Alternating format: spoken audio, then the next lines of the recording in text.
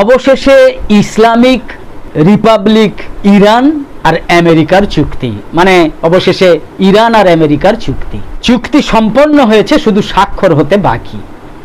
Hormuz প্রণালী খোলা, মার্কিন অবরোধ প্রত্যাহার সহ আমেরিকা ইরান চুক্তিতে যা যা থাকছে সেইটুকুই আজকে একটু সংক্ষেপে বলা হবে।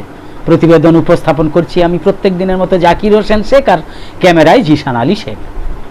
যুদ্ধ বন্ধে একটা শান্তি চুক্তিতে পৌঁছেছে আমেরিকা এবং ইরান। বিশ্বের জন্য এটা, আমাদের জন্য এটা খুব ভালো খবর।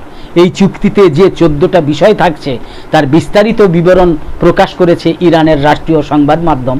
তবে বিষয়গুলো সম্পর্কে আমেরিকা বা ইরানের কর্মকর্তাদের কাছ থেকে নিশ্চিত হওয়া যায়নি এখনো পর্যন্ত। আমেরিকা এবং ইরানের মধ্যে শান্তি আলোচনায় মধ্যস্থতাকারী দেশ পাকিস্তানের প্রধানমন্ত্রী শেহবাজ শরীফ সোমবার ভোররাতে দুদেশের চুক্তিতে পৌঁছানোর কথা ঘোষণা করেছেন।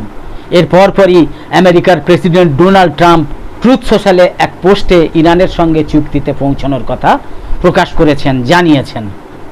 এরপর ইরানের আধা সরকারি রাষ্ট্রীয় সংবাদ সংস্থা মেহর নিউজ সমঝোতা স্মারকে থাকা 14টা বিষয় প্রকাশ করেছে, যার সংক্ষিপ্ত হচ্ছে লেবানন সহ সব ফ্রন্টে স্থায়ী যুদ্ধবিরতি। 2 নম্বর হচ্ছে ইরানের অভ্যন্তরীণ বিষয়ে হস্তক্ষেপ করবে না বলে আমেরিকার প্রতিশ্রুতি, মানে মূল যে বিষয়গুলো। 3 নম্বর হচ্ছে 30 দিনের মধ্যে ইরানের বন্দরগুলো ঘিরে থাকা আমেরিকার নৌ অবরোধ প্রত্যাহার। 4 হচ্ছে ইরান থেকে আমেরিকার বাহিনী প্রত্যাহার, সমস্ত রকমের বাহিনী প্রত্যাহার। ইরানের ব্যবস্থাপনায় 30 দিনের মধ্যে হরমুজ প্রণালী আবার খুলে দেওয়া। 5, 6 হচ্ছে আমেরিকা এবং তার মিত্ররা ইরানের পুনর্গঠন পরিকল্পনা দেবে, যাতে ব্যয় হবে অন্তত $300 বিলিয়ন। 7 হচ্ছে ইরানের তেল এবং জ্বালানি পণ্যের ওপর থাকা নিষেধাজ্ঞার অবসান। 8 হচ্ছে পারমাণবিক অস্ত্র তৈরি করবে না বলে ইরানের প্রতিশ্রুতি পুনর্ব্যক্ত।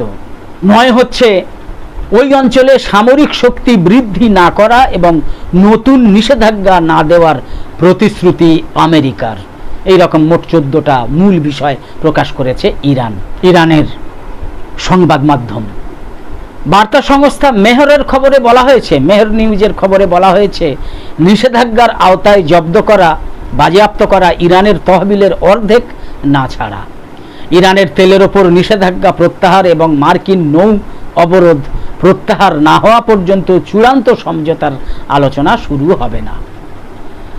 এছাড়া আমেরিকা এবং ইরানের মধ্যে চূড়ান্ত যে চুক্তি হবে সেটা জাতিসংঘের নিরাপত্তা পরিষদের প্রস্তাবের মধ্যে দিয়ে অনুমোদিত হবে। হরমুজ দিয়ে তেল পরিবহন শুরু হবে। ইরানের সঙ্গে চুক্তিতে পৌঁছানোর কথা নিশ্চিত করে আমেরিকার প্রেসিডেন্ট ডোনাল্ড ট্রাম্প তার নিজস্ব ট্রুথ সোশ্যালে একটা পোস্ট করেছিলেন, যে পোস্টটা আপনারা জানেন। সেখানে তিনি লিখেছিলেন যে আমি হরমুজ প্রণালীকে সম্পূর্ণভাবে টোলমুক্তভাবে চলাচলের জন্য উন্মুক্ত করার অনুমতি দিচ্ছি। একই সঙ্গে আমেরিকার নৌবাহিনীর আরোপিত অবরোধও অবিলম্বে তুলে নেওয়ার নির্দেশ দিচ্ছি। বিশ্বের জাহাজগুলোকে ইঞ্জিন চালু করার আহ্বান জানিয়ে মার্কিন প্রেসিডেন্ট ডোনাল্ড ট্রাম্প বলেছিলেন তেল পরিবহন চলবে। পরে আরেকটা পোস্টে তিনি বিষয়টা কিছুটা স্পষ্ট করেছেন ডোনাল্ড ট্রাম্প। তিনি লিখেছেন অন্যরা যেখানে ব্যর্থ হয়েছে সেখানে তিনি সফল হয়েছেন, মানে অন্যরা বলতে তার পূর্ববর্তী আমেরিকার প্রেসিডেন্টদের কথা তিনি বলেছেন। তিনি লিখেছেন এই মহান চুক্তি ওই পুরো অঞ্চলে শান্তি এবং নিরাপত্তা নিয়ে আসবে। ট্রুথ সোশ্যালে লিখেছেন ডোনাল্ড ট্রাম্প। তিনি লিখেছেন অনেক প্রেসিডেন্ট ইরানের সঙ্গে শান্তি প্রতিষ্ঠার চেষ্টা করেছেন বটে, এবং আমার আগে সবাই ব্যর্থ হয়েছেন। ওই অঞ্চলের নেতারা এই প্রথম একজন প্রেসিডেন্ট পেয়েছেন যিনি প্রকৃত শান্তি অর্জন তাদের সহায়তা করতে পারেন, শান্তি অর্জনে তাদের সহায়তা করতে পারেন। শুক্রবার চুক্তিতে সই হওয়া এবং হরমুজ প্রণালী থেকে মাইন অপসারণের পর হরমুজ প্রণালীর উভয় পাশ দিয়ে ওই অঞ্চল এবং পুরো বিশ্বের জন্য তেল পরিবহন স্বাভাবিক হবে বলে উল্লেখ করেছেন ডোনাল্ড ট্রাম্প। চুক্তিকে কৌশলগত পরাজয় হিসাবে দেখেছেন আবার ইসরায়েলি ডানপন্থীরা। আমেরিকার প্রেসিডেন্ট ডোনাল্ড ট্রাম্পের ইরানের সঙ্গে শান্তি চুক্তির ঘোষণা ইসরায়েল মোটেও সহজভাবে নেবে না। এরই মধ্যে ইসরায়েলি ডানপন্থী সংবাদ মাধ্যমগুলোয় ডোনাল্ড ট্রাম্পের কড়া সমালোচনা শুরু হয়েছে বলে আল জাজিরার খবরে বলা হয়েছে। এতে বলা হয়েছে এই সব সংবাদ মাধ্যম ইসরায়েলের প্রধানমন্ত্রী বেঞ্জামিন নেতানিয়াহুর অনুগত হিসাবে পরিচিত। হঠাৎ মার্কিন প্রেসিডেন্টের বিরুদ্ধে সংবাদ মাধ্যমগুলোর এই অবস্থান বেশ অস্বাভাবিক একটা ঘটনা বলে মনে করা হচ্ছে। অল্প কিছুদিন আগেও জনমত জরিপে ইসরায়েলের প্রধানমন্ত্রীর চেয়ে মার্কিন প্রেসিডেন্ট ডোনাল্ড ট্রাম্পের জনপ্রিয়তা বেশি দেখা গিয়েছিল এইসব পত্রিকাগুলোয়, গণমাধ্যমে, সংবাদ মাধ্যমে। এখন আসল ঘটনা হচ্ছে ইরান ইস্যুতে বর্তমানে আমেরিকা এবং ইসরায়েল আর আগের মতো একই জায়গায় কিন্তু নেই। ডোনাল্ড ট্রাম্পের এই চুক্তির ঘোষণার ফলে ইসরায়েল এখন লেবাননে বোমাবর্ষণ বন্ধ করতে বাধ্য হতে পারে। চুক্তিতে সেরকমটাই বলা থাকছে।